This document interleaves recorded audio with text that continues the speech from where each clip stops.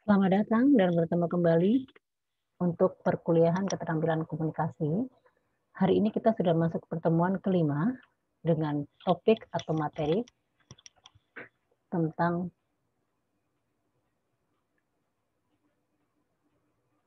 gaya komunikasi dalam bisnis atau yang sering disebut adalah berkomunikasi dengan menggunakan teknik presentasi. Hal ini sangat penting karena kita kembali ke materi sebelumnya tentang public speaking. Gaya komunikasi dalam bisnis itu adalah bentuk implementasi atau bentuk nyata berkomunikasi dengan menggunakan gaya public speaking. Kenapa kita akan melakukan contoh atau melakukan gaya komunikasi dalam bisnis? Karena kita menyiapkan Anda atau diharapkan nanti Anda akan terjun ke lapangan, Anda akan menjadi seorang leader, Anda menjadi seorang manajer atau menjadi seorang yang bertanggung dalam suatu departemen atau memiliki usaha, maka mau tidak mau Anda harus memiliki keterampilan berkomunikasi di depan orang banyak, memiliki gaya komunikasi bertemu dengan audiens, bertemu dengan klien, sehingga banyak hal-hal atau teknik-teknik yang harus kita pelajari bersama-sama. Nah, pada kesempatan ini kita akan memfokuskan gaya komunikasi dalam bisnis. Nah, adapun tujuan dari pembelajaran hari ini diharapkan kepada seluruh peserta perkuliahan hari ini yang mengikuti perkuliahan akan mampu memahami tentang gaya komunikasi dalam bisnis atau melakukan presentasi. Topik yang akan dipelajari atau yang akan kita bahas, yang akan kita kupas bersama pada hari ini adalah yaitu tentang pengertian gaya komunikasi. Terus kita akan beralih ke komunikasi bisnis.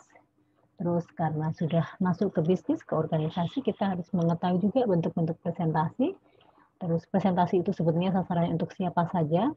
Dan juga selama kita melakukan public speaking dengan teknik presentasi tentunya akan ada masalah komunikasi dalam presentasi. Nanti kita akan mengetahui apa yang sering terjadi, kendala atau masalah yang sering ditemui pada saat kita melakukan komunikasi dalam presentasi atau berbicara dengan publik.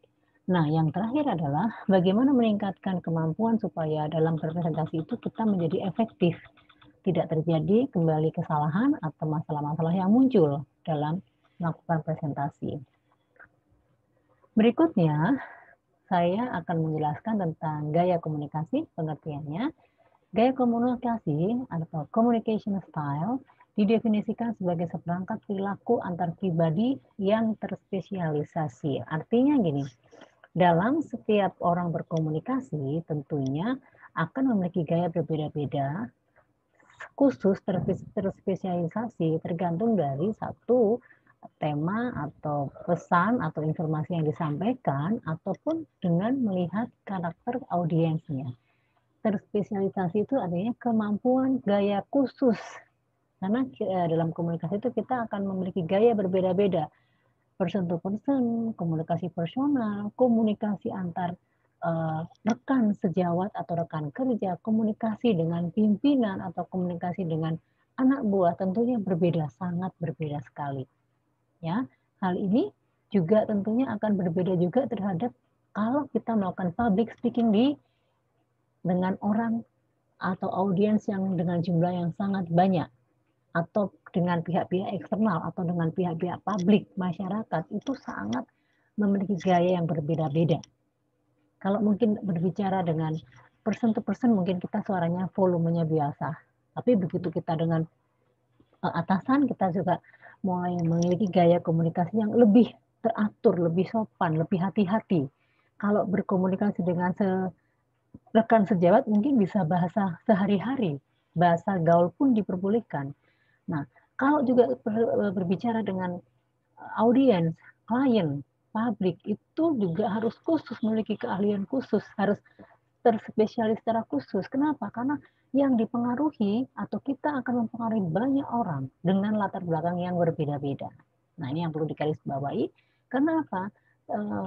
Gaya komunikasi itu memang juga harus menyesuaikan dengan situasi tertentu yang kita hadapi. Yang tadi saya sampaikan, dengan siapa kita berbicara, di mana kita berbicara, topiknya apa. Nah, itu artinya kita harus mengikuti situasi tertentu. Dalam istilah asing menyatakan bahwa a specialized set of interpersonal behavior that are used in a given situation. Sama sebetulnya artinya spesialisasi adalah perangkat untuk melakukan komunikasi ya yang digunakan dan disesuaikan dengan kondisi tertentu atau given situation, artinya dalam situasi tertentu. Masing-masing gaya komunikasi terdiri dari sekumpulan perilaku komunikasi yang dipakai untuk mendapatkan respon atau tanggapan tertentu dalam situasi tertentu dan kondisi atau audiens juga. Jadi setiap komunikasi itu tentunya kita ingin mengharapkan suatu respon dengan lawan bicara kita. Harus setuju kita setuju setiap kita menyampaikan sesuatu, berharap orang yang mendengar atau mengetahui informasi yang kita sampaikan pasti merespon dengan baik atau setuju dengan apa yang kita sampaikan.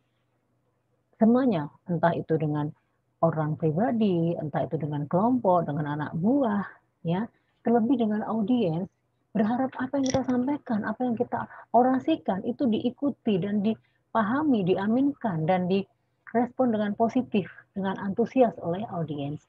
Jadi itulah gaya komunikasi yang harus kita miliki oleh masing-masing reviewer.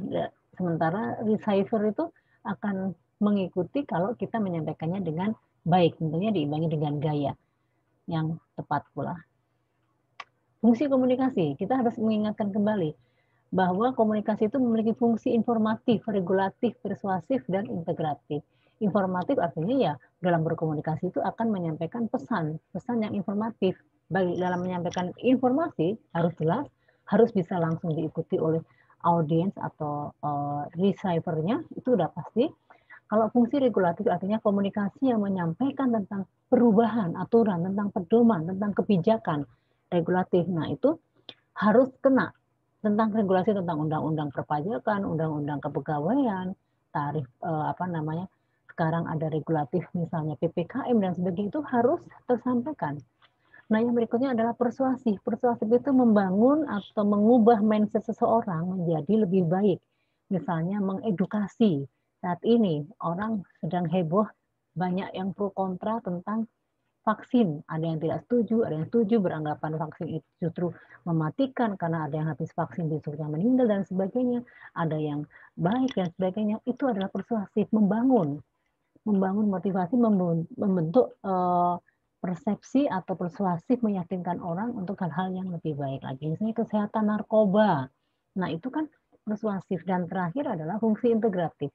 Kalau fungsi integratif itu artinya komunikasi yang seringkali dilakukan di organisasi atau di perusahaan. Kenapa kita berbicara integratif itu maksudnya organisasi atau perusahaan? Karena kita tahu dalam organisasi itu atau dalam perusahaan itu tidak bisa satu unit bekerja sendiri. Jadi kalau kita lihat manajemen pengelolaan manajemen perusahaan itu ada HRD, ada resepsionis, ada security, ada GA, ada marketing, ada IT, ada accounting, banyak sekali. Nah, di dalam unit tersebut itu saling ketergantungan. Semuanya bekerja menyatu, saling terintegrasi. Jadi harus ada komunikasi yang baik, ya. Fungsi komunikasi itu harus bisa membangun hubungan antar unit itu menjadi lebih baik karena saling membutuhkan, saling melengkapi, saling mendukung. Jadi disitulah terjadi komunikasi untuk saling bekerja sama. Nah, kita lanjutkan. Komunikasi bisnis. Berbicara komunikasi bisnis merupakan salah satu yang penting dalam menjalankan suatu bisnis. Kalau kita ngomong bisnis, artinya ini adalah komunikasi yang sering kali terjadi di dalam perusahaan. Komunikasi ini bisa diartikan sebagai suatu komunikasi yang dilakukan secara verbal dan non-verbal. Ingat bahwa penekanan komunikasi apapun itu harus menerapkan secara verbal dan non-verbal. Ingat, verbal adalah dengan menggunakan bahasa lisan, menggunakan teks, menggunakan kalimat tersusun rapi, tersistem, sementara non-verbal itu menggunakan simbol, menggunakan gerakan, menggunakan gestur tubuh untuk meyakinkan, untuk menguatkan komunikasi yang sudah dilakukan secara verbal. Bahkan seringkali juga terjadi komunikasi dilakukan secara non-verbal, sudah bisa menyampaikan suatu informasi.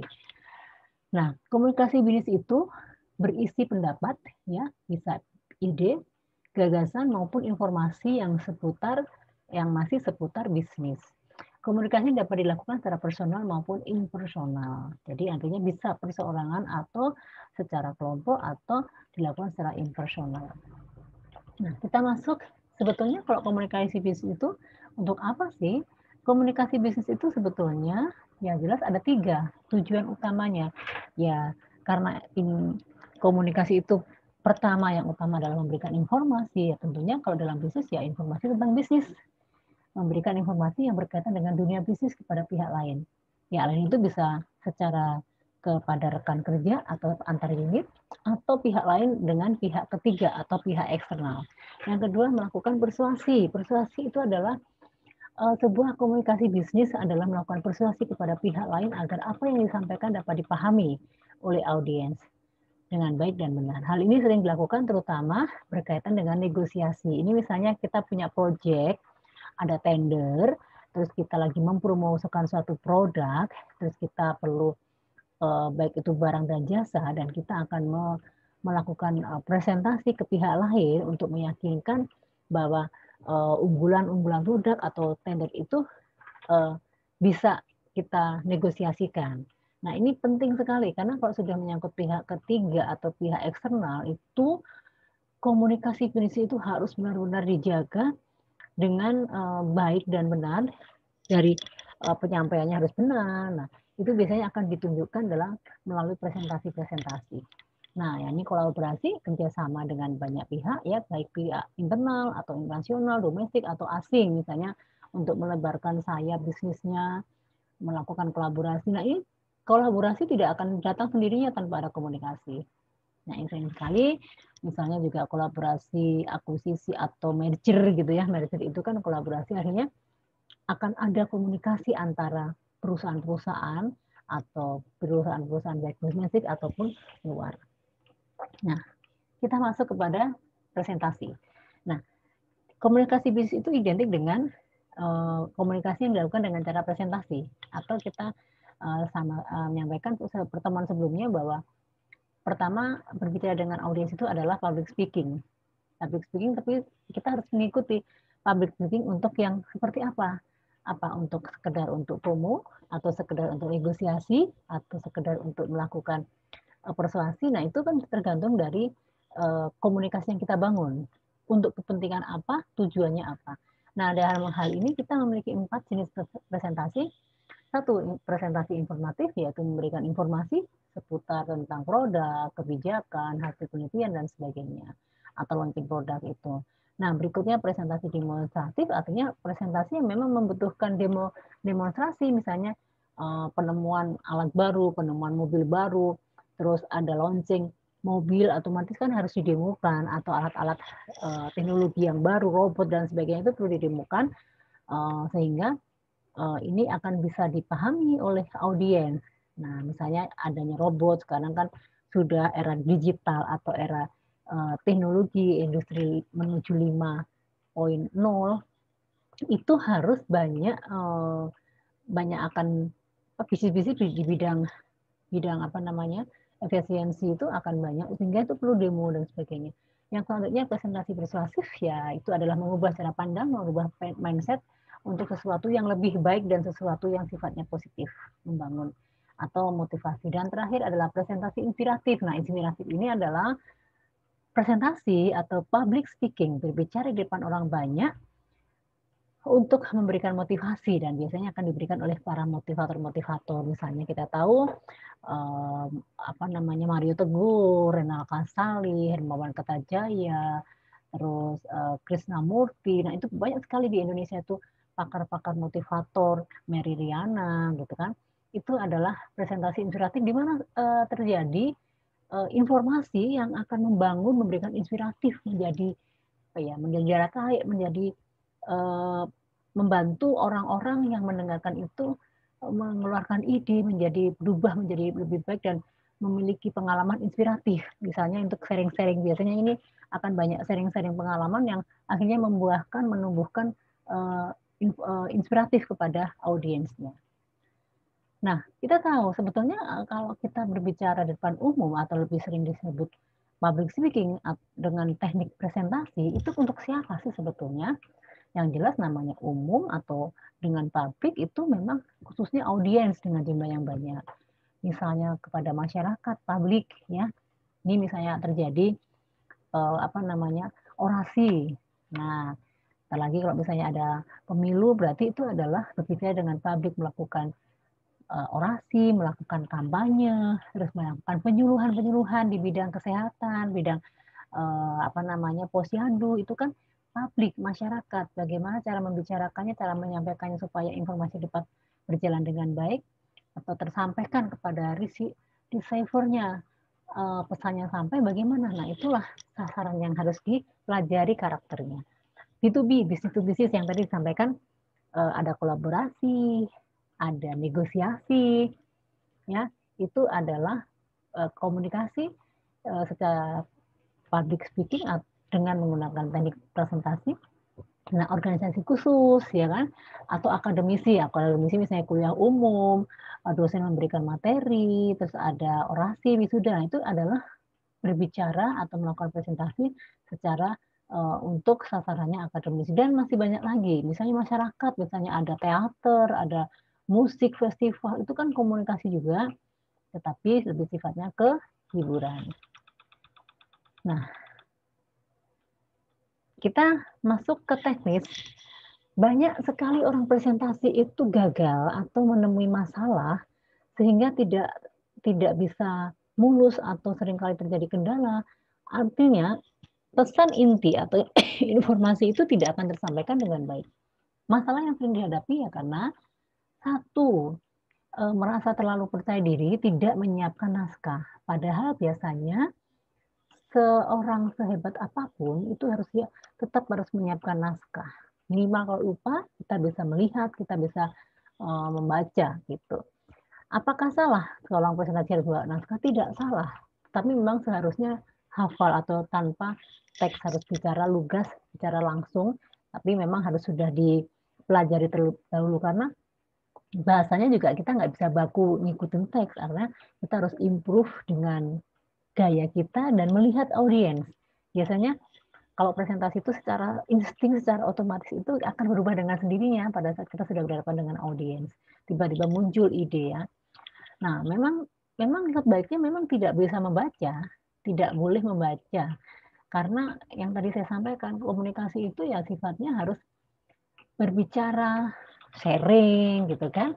Kadang tidak pengalaman audiens menjadi topik yang sama dan akhirnya menjadi bahan presentasi juga bisa terjadi seperti itu.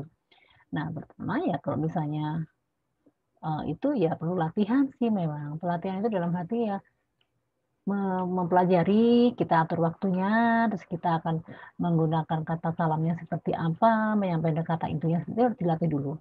Terus hati-hati dalam presentasi, karena presentasi itu biasanya juga ada time limitnya, itu harus diperhatikan. Terus desain paparan presentasinya juga tidak boleh membosankan, harus membuat menarik. Jadi presentasi itu jangan penuh kalimatnya kecil-kecil, seperti kita ngetik di Word, itu tidak. PPT atau PowerPoint atau presentasi itu biasanya cukup menyampaikan poin-poin saja. Poin itu bisa berkembang, bisa beranak pinang dari pada saat kita sampaikan, diflorkan kepada audiens. Muncul pertanyaan, muncul permasalahan yang terkait dengan poin-poin tersebut. Nah, disitulah tugas kita dalam menyampaikan presentasi itu mengembangkan poin-poin tersebut. Jadi tidak perlu diisi secara seperti kita nulis sebut dengan Times New Roman 12, tidak. Jadi presentasi itu singkat saja, tapi bisa dijelaskan dengan lisan. Nah, terus tadi ya, jangan sampai kalau presentasi itu kebanyakan orang itu gagal, tidak dianggap atau tidak direspon dengan baik karena pembicaranya fokus pada dirinya sendiri, tidak mempedulikan audiens, sehingga audiensnya merasa kok dicuekin dan sebagainya, atau karena latar belakang audiens yang sama-sama bertolak belakang dengan pembicara atau pemberi pesan atau orang yang memberikan menjadi presenter, itu fatal. Karena apa? Tidak akan klop. Semuanya akan hilang begitu saja karena memang tidak ada sinergi, karena memang secara audiens merasa tidak dibutuhkan atau sesuai dengan masalah yang dihadapi audiens tidak bisa terpenuhi atau tidak bisa terselesaikan masalahnya. Ya, nah itu adalah masalah. Berarti kalau ada masalah akan ada solusi, akan ada cara, ada bagaimana cara mengatasi supaya ini tidak terjadi. Ya, pertama, ya pertama kita harus jelas presentasi itu harus perlu percaya diri. Presentasi itu harus perlu jam terbang, perlu keyakinan komunikasi dengan baik. Kita tidak usah berbicara dengan kata-kata yang terlalu sempurna, terlalu tinggi, terlalu ideal, terlalu perfect, itu tidak perlu. Yang penting itu singkat, jelas, padat, dan dimengerti oleh audiens. Yang terpenting itu. Ingat, dalam presentasi itu audiens kita itu akan berbeda-beda. Jadi, kalau misalnya audiensnya orang terpelajar, apalagi sarjana ke atas, itu kan kita mau pakai bahasa Inggris, mau pakai bahasa yang terlalu berat juga nggak masalah. Tapi sebetulnya juga membosankan, karena intinya presentasi itu harus jelas, singkat, dan padat ya. Nah, kalau kita hadapi dengan mahasiswa atau orang-orang rakyat umum, masyarakat, kita menggunakan bahasa Inggris laut tinggi dan sebagainya, percuma. Itu berarti Anda belum bisa menjadi seorang presenter yang baik, ya, kurang tepat ya. Terus yang kedua ya, kalau misalnya presentasi seperti biasa, kalau kita ingin presentasi kita menarik, kita awali dari pembukaan dulu. Pembukaannya harus memukau. Supaya apa? Supaya audiensnya ini tidak capek duluan, tidak ngantuk, tidak bosan. Karena kalau sudah awalnya sudah dibuka dengan sesuatu yang kurang pas, isinya juga terlalu banyak materi, lama-lama bosan dan orang akan apa yang disampaikan itu masuk kanan keluar kiri gitu. Karena mereka sudah menganggap aduh bosan sekali, bete, ngantuk dan sebagainya. Jadi memang presentasi itu sampaikanlah dengan singkat dan lugas. Terus jangan kaku, jangan nervous. Oke, kita paham. Biasanya kalau orang pertama kali berbicara di depan umum itu akan nervous, gemetar, kadang tidak mau menatap orang, ya kan? Di sini karena perlu ada kontak mata harus dilakukan, kadang berbicara menunduk gitu ya. Itu yang sudah saya sampaikan di pertemuan sebelumnya, kalau berkomunikasi itu tatap mata gitu. Kalau nunduk itu berarti mungkin mungkin ya kalau kita lihat dari segi agama ya itu beda ya. Tapi kalau misalnya yang normal, kita harus berani menatap orang. Artinya supaya kita yakin dan kita akan melihat kejujuran atau melihat kebenaran yang disampaikan oleh penyampai pesan itu, ataupun kita juga akan dengan menatap orang, kita berarti menunjukkan kita serius menyimak atau kita serius mendengarkan.